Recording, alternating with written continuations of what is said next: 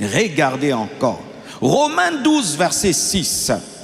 Puisque nous avons des dons différents, selon la grâce qui nous a été accordée, que celui qui a le don de prophétie l'exerce selon l'analogie de la foi, que celui qui est appelé au ministère s'attache à son ministère, que celui qui enseigne s'attache à son enseignement, que celui exhorte à l'exhortation, que celui qui donne le fasse avec libéralité, que celui qui préside le fasse avec zèle, que celui qui pratique la miséricorde le fasse avec joie. Le fasse avec joie.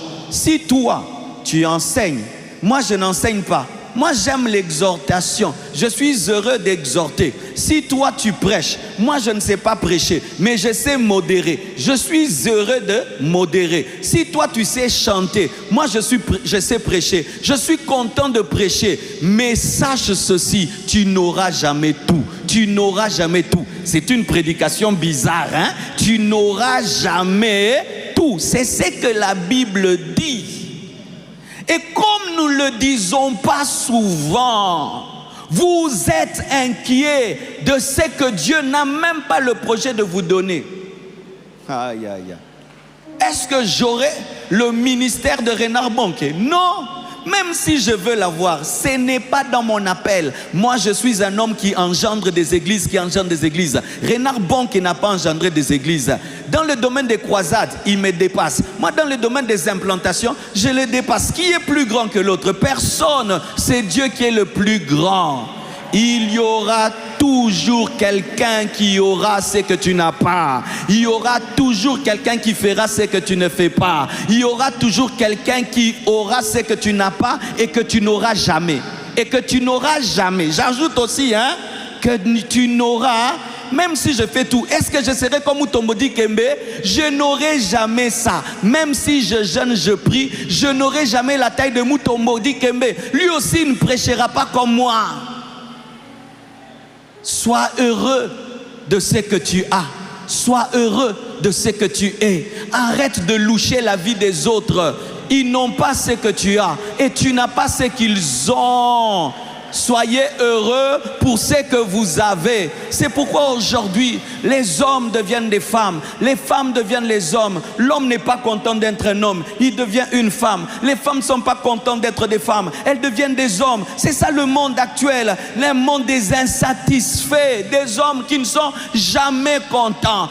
Donne-moi autant, Dieu te donne. Donne-moi encore, Dieu te donne. Mais quand est-ce que tu seras heureux? Si vous pensez que avoir rend heureux, vous vous trompez. C'est être content dans le peu que tu as déjà maintenant qui te rend heureux. Oh, donne-moi l'amen, hein?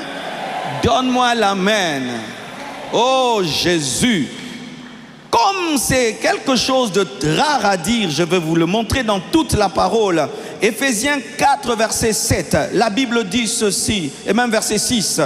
Un seul Dieu est Père de tous, qui est au-dessus de tous, et parmi tous et en tous. Mais à chacun de nous, la grâce a été donnée selon la mesure du don de Christ. C'est pourquoi il dit, étant monté en haut, il a amené des captifs et il a fait des dons aux hommes. Or, que signifie il est monté? Sinon aussi qu'il est descendu dans les régions inférieures de la terre.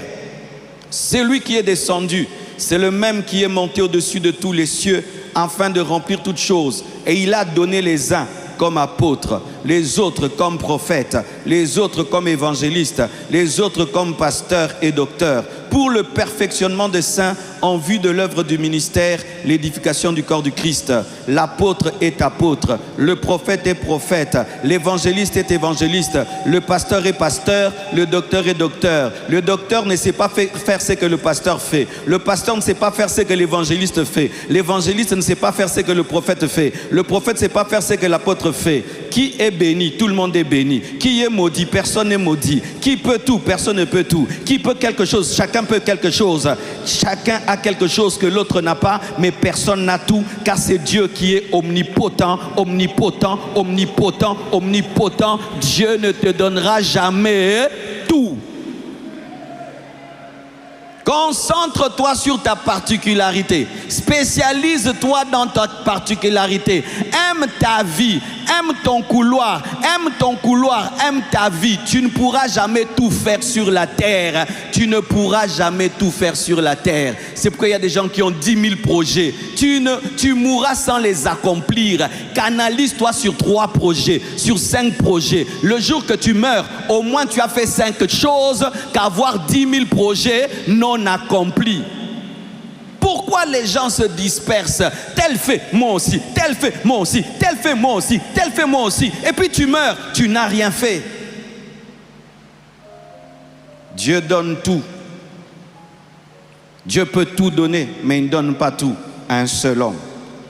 Matthieu 25, verset 15, la Bible dit, il donna à l'un 5 talents, à un autre 2 talents, à un autre 1 talent, à celui-ci 1 talent, à l'autre 2, à l'autre 5. Qui donne? C'est Dieu. Alléluia. Il y a des gens, clairement, Dieu leur a donné une intelligence que tu n'as pas. Il faut reconnaître, il est plus intelligent que moi. Amen. Hein? Mais toi, tu es plus beau que lui. Amen. Hein?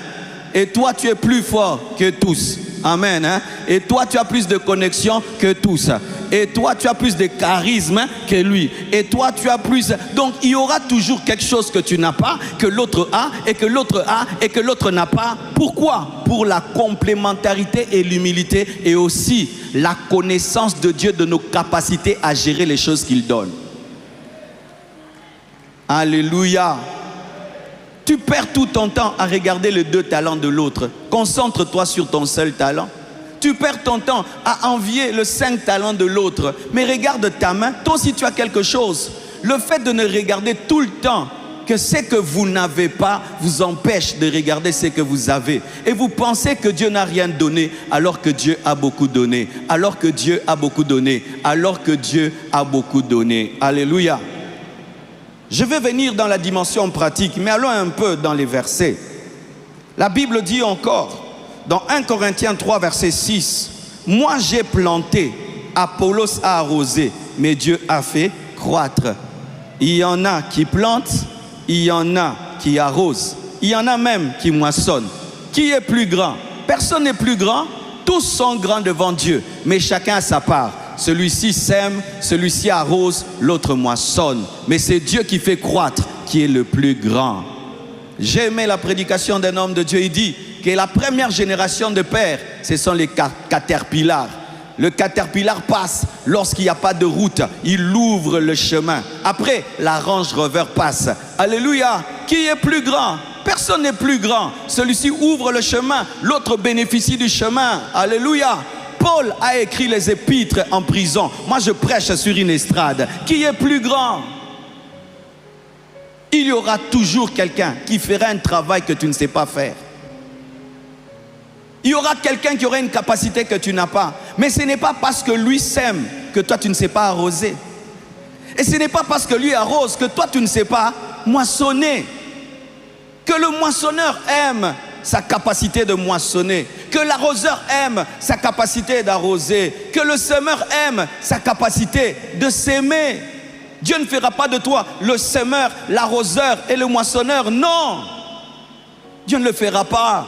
Pourquoi? Parce que c'est un Dieu qui fait que chacun ait un travail à faire et il ne permettra pas que toi tu fasses tout le travail, afin que tout le monde puisse recevoir une récompense.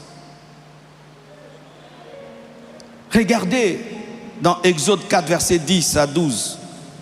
Moïse dit à l'Éternel, « Ah Seigneur, je ne suis pas un homme qui ait la parole facile, et ce n'est ni d'hier, ni d'avant-hier, ni même depuis que tu parles à ton serviteur, car j'ai la bouche et la langue embarrassée, je suis bègue. » L'Éternel lui dit, « Qui a fait la bouche de l'homme, et qui rend muet ou sourd, voyant ou aveugle? N'est-ce pas moi l'Éternel? Va donc, je serai avec ta bouche, et je t'enseignerai ce que tu auras à dire. » Malgré tout ça, il est bègue. Moïse rencontre le Dieu qui a créé la bouche. Le Dieu qui a créé la bouche l'envoie parler. Mais Dieu ne guérit pas son bégaiement. Il lève la main rouge peut s'ouvrir. Il lève le bâton, les ténèbres viennent. Il lève le bâton, l'eau se change en sang. Il lève le bâton, il y a des poux, des sauterelles. Il lève le bâton, Il offre même une offrande. Tous les premiers-nés d'Égypte meurent, mais il est bègue. Il est bègue. Il est bègue. Il est bègue. Pour que quelqu'un d'autre le complète, Aaron. Aaron n'a pas vu le buisson ardent, mais il complète celui qui a vu le buisson ardent. Dans le domaine de la révélation, Moïse est supérieur, mais dans le domaine de parler, Aaron est supérieur. Il y aura toujours quelqu'un qui fera ce que tu ne fais pas. Mais ce n'est pas parce que tu bégayes que tu dois oublier que tu as la révélation. Ce n'est pas parce que tu bégayes que tu dois oublier que tu as rencontré le buisson ardent. Ce n'est pas parce que tu bégayes que tu dois oublier que tu as le don de miracle. Ce n'est pas parce que tu bégayes que tu vas oublier l'intelligence que Dieu t'a donnée. Ce n'est pas parce que tu bégayes que tu vas nier ce que Dieu a fait en toi. Ton problème, c'est que tu te concentres sur le bégayement et tu oublies le reste. Tu te concentres tellement sur ce que tu n'as pas que tu oublies le reste. Tu te concentres tellement sur ce que tu n'as pas que tu oublies tout ce que Dieu t'a donné. C'est pourquoi tu finis l'année malheureux. Parce que tu te concentres sur un petit bégayement et tu oublies que ton bâton est un bâton de miracle. Et tu oublies que ton bâton fait des miracles terribles. Pourquoi seulement parce que tu bégayes? Quel est ce bégayement que tu as en cette fin d'année qui t'a fait oublier toutes les bontés de Dieu? Quel est ce bégayement que tu as à la fin de l'année qui t'a fait oublier le bâton de puissance? Quel est ce bégayement que tu as en cette fin d'année qui t'a fait oublier tous les miracles et toutes les bontés du Seigneur? C'est pourquoi tu es malheureux. Mais l'année prochaine aussi, il y aura un bégayement. L'autre année encore, il y aura un bégayement. Il y aura toujours un bégayement dans la vie de Moïse. C'est-à-dire quoi? Il y aura toujours quelque chose que Dieu ne fait pas. Oh, pasteur, quelle prédication sans la foi? Non, tout est dans la Bible. Il a rencontré le Dieu qui peut tout, mais il a gardé cette faiblesse en lui. Enfin que Moïse se concentre sur ce qu'il a et pas sur ce qu'il n'a pas. Et dans ce que tu n'as pas, le Seigneur enverra quelqu'un pour te compléter. Alléluia, afin de te garder humble et que tu ne penses jamais que tu es Dieu. Oh, donne-moi l'amen. Regardez, Moïse, Dieu lui a donné la loi, mais il n'a pas eu Canaan. Il a eu la loi, mais Canaan, il n'a pas eu. Josué a conquéri, mais n'avait pas eu la loi. Alléluia.